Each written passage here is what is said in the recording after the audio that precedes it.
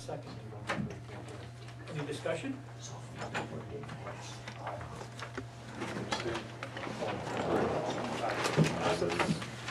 Any correspondence? Right in front of you.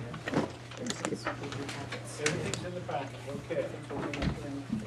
This is the part of the meeting where we open it up to public comment. Is there anyone from the public that has a comment at this time? Public comment. Okay, let's continue with council reports. Animal. What, one ticket written, several calls responded to. Okay, thank you. Just had a dog get in the guy's yard and killed some of his cats, so we Oh my, wrote a ticket. that's not good. Nope. Okay, let's move on to park. All mowing and trimming is being done, sprinkler system worked on as needed. We also have that grant for the trees, and that's proceeding. They took it, and we took $2,000 off. So we may, what do we owe? We might owe $10. $10. Yeah. Because it was 10,010, and I took 2,000, but I left the 10 on, so we might have to come up with 10. I think we get that one. Yeah, once all the paperwork and everything is done, then we'll get to go ahead and start cleaning out those trees. Very good. Very good. Okay, let's move on to crime and court.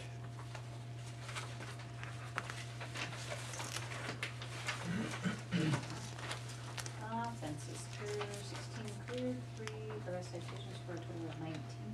Incidents, 25 cleared, 4 unfounded for a total of 29. Traffic stops, 5 warning, 2 unfounded, 1 arrest citation for a total of 6. And the little yellow sheet has 0 on it. Okay. Anything to add, Roni? Okay. Let's move on to pool. Guess that one's me. Pool is up and running. Heaters have been fixed, kind of. Main valve will have to be replaced. The heaters, they come and go. After they get so old, you can replace everything, and we put new valves on and had the guy come over and check the pressure, water column, and make sure that was all right. We cleaned the new pilots and everything, and then they came on for a while, and then they quit, and then you jump them and they go for a while. So I don't know, we're gonna have to start looking at maybe some new ones down the road. They last about 5 years. Okay. They're in a wet atmosphere, then they sit for most of the year, and then they're in there with chlorine and acid, so it takes their toll on those things like that. The valve, turned it off, and it was a good thing it turned it off, and then it just kept going. And it's not supposed to do that. So, well, at least it was off, so I could pump it down, and oh man, I'm gonna have to drain the whole pool to put a new thing in there. But there's a little fitting that sits on top of a shaft, and it had spun, and there used to be a set screw, so I was gonna have Mark New drill and tap it, but he was closed, and then I remembered I got a drill and tap for Christmas, so I went and did it myself. Put it on there, and it's still on there, so we'll look at it next spring to see if we can get a new valve, but I think it'll last for now. I got it turned back on. So I told Brian, I said, if I can't get this fixed, we're gonna have to pump this thing down. He's going, oh man, I can't afford to miss work. I said, well, I'll do my best. It's still working. Very good.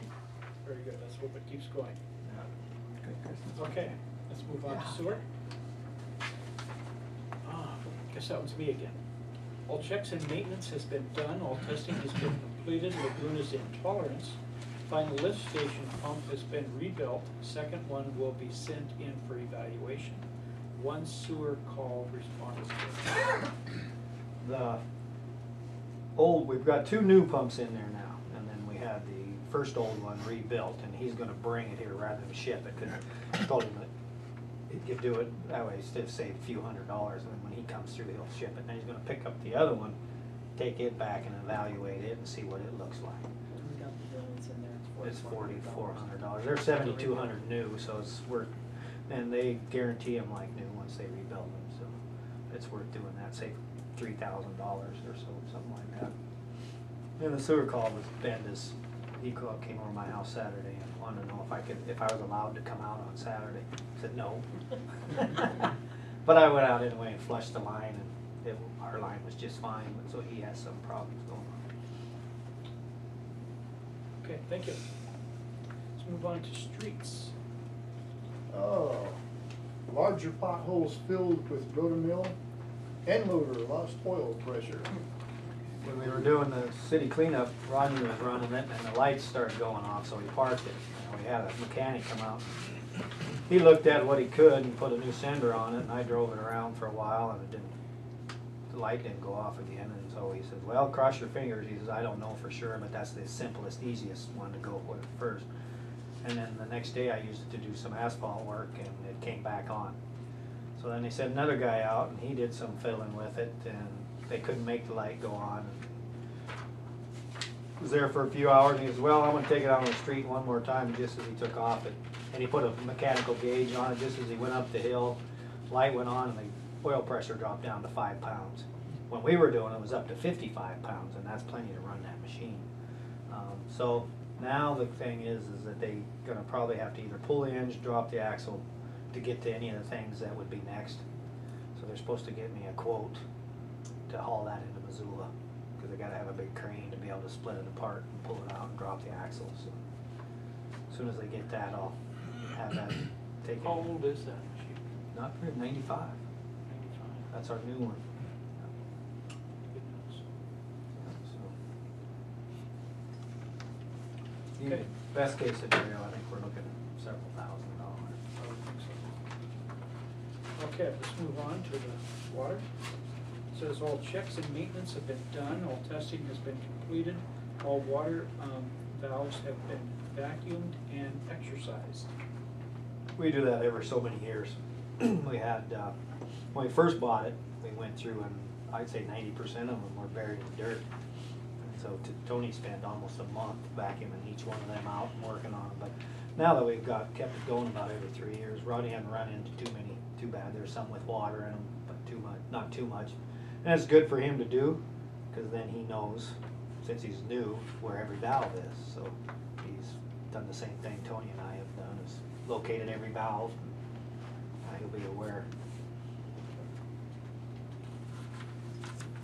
Okay, let's move on to the fire report.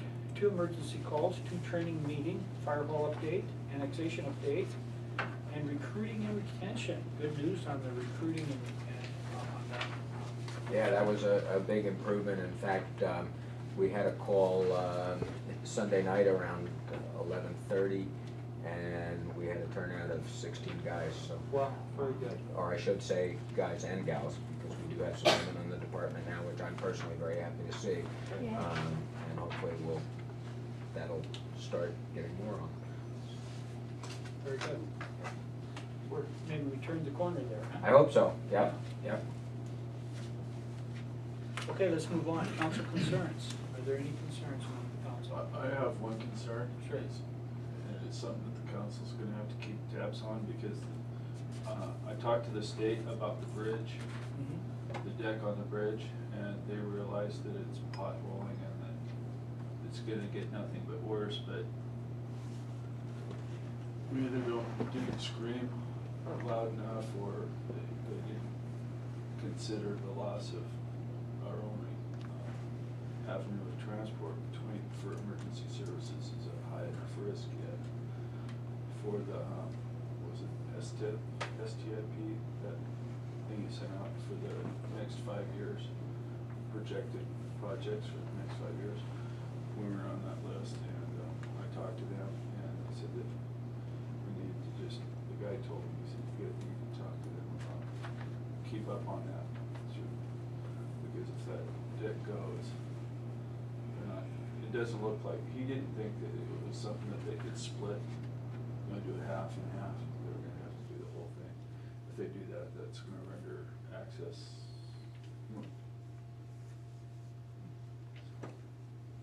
That would happen anyway, no matter what. Yeah. You know, even if they planned it, they would still happen, because they have to do the Yeah, whole surface. but it's something. And then I talked to him about some of the things that he might do, is might look at putting in a half, even just an off-ramp, so we could add an off-ramp if we needed it, out at Pardee Creek, where the interchange was supposed to be when I put the interstate in off Old Mullen Road, so that we at least have some access instead of having to go all the way around to Lozo. Or Target. Well, yeah, it depends on how the bridge is at Lozo too, so how much weight you can push across it, so it's something that we should be looking at in the future. Larry, do you have any idea how long the repair would take once you started? It's gonna be just like one of these bridges out here, it's gonna be most of a summer. So, it's emergency, for No, that's a big emergency problem. services, that's not gonna, That's a big not problem. gonna work if there isn't any other way to get there, and that's, Yep. Well, it's a big problem in a whole bunch of different ways, because you also have responders needing to come across the bridge this way, you need apparatus on that side of the bridge, it's a big mess. yeah, but it's, I was pretty concerned about it because I voiced a bunch of information to them about it, because we've got our water and our sewer line tied to that thing too, you know. And if we have a big problem, that could, I hate to see Roger there with hoses trying to get water across there. I mean, it's even, okay, so I put a truck on that side of the bridge, the truck's on that side of the bridge, the firemen are on this side of the bridge, now what do I do? Well. Only be one on my boat. George Washington. Oh, ferry, Get right? ferry back. Yeah. Very bad. Or sometimes it's- Thanks for that insight, Larry. Let's move on to unfinished business. Fire hall update on the project. Okay. Seems to be going along pretty well at this stage of the game. I'm sure a lot of you have seen it. A good bit of the frame is up. Last I heard, they have the trusses scheduled to come in on the 20th. They're gonna, I think, do some of the sheathing now, but they wanna wait on a lot of the sheathing till they get the trusses on, because once you put all the sheathing on those big walls, they're kinda like sails, and it's good to have everything tied together.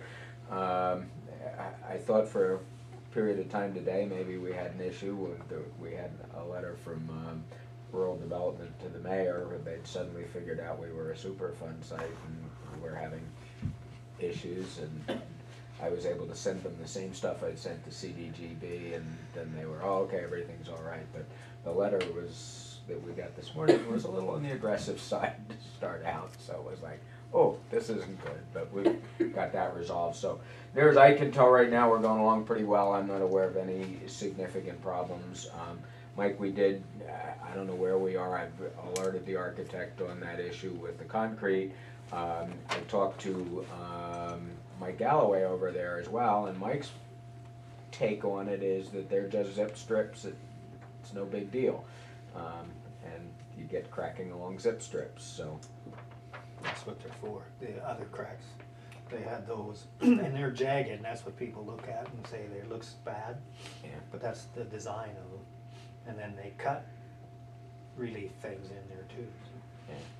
But see, what happened is that first load of cement for that slab did not have the fiber mat stuff in it that it was supposed to have, and that's the only section that cracked.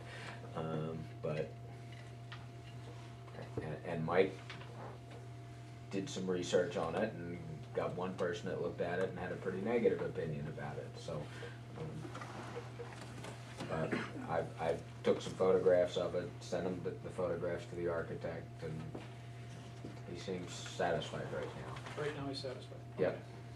Well, we kind of have to trust our architect's opinion on this. Well, we do, and actually, we're now working, it's not where we started, but at USDA's insistence, we're working under an AIA contract, and the AIA contracts pretty much make the architect the arbiter on those kinds of issues, so.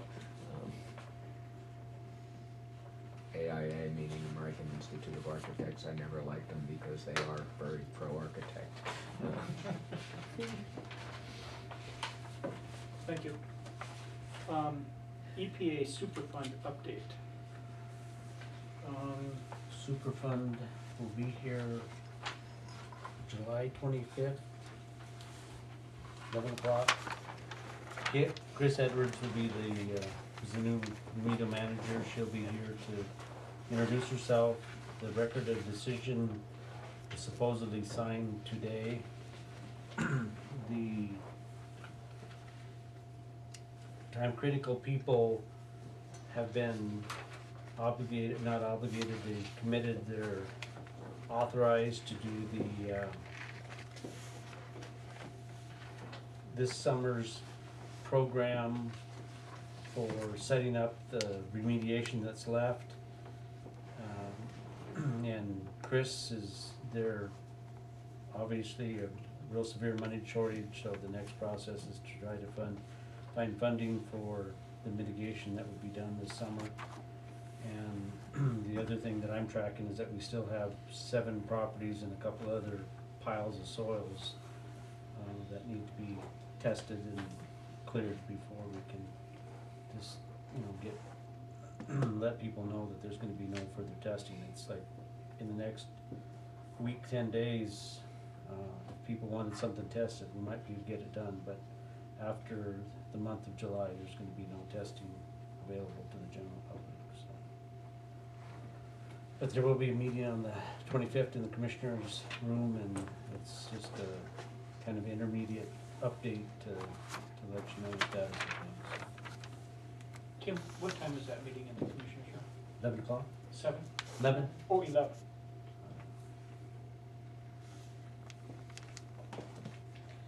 Chris called me and she said she hoped by that meeting times of July 25th that she would know if there's money available for moving on with this project this summer. The other thing I'd note is that I believe you at least saw an email from Steve Ackerman about that TMDL. Did she talk to you about that? She did. Okay, that's enough said.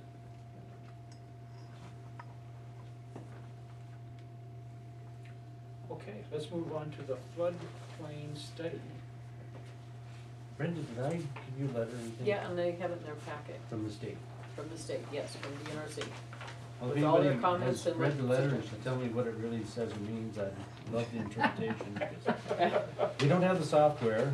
It's pretty darn good looking study, but, Here's our comments that we want you to fix. yeah, we want you to fix, but we don't really have the software to analyze it and stuff, so. I did, after I received that, I went back to Atkins and said, okay, what's your opinion? But I must have hit vacation time central over there because I've not had a response back, so. We're sitting there, but the question I have for Atkins, i.e. state, is that can the FEMA submittal proceed at this point in time? I mean, or really is there need to be corrections? Because if Atkins spends more time on the study and has to edit, change, and alter to satisfy the state, then they're not gonna have enough money to submit to FEMA, so. It's kind of the short of it this time, but I'm still herding that one down the road trying to do that. The other thing, I guess, that's in your packet that I thought I'd bring this time is that,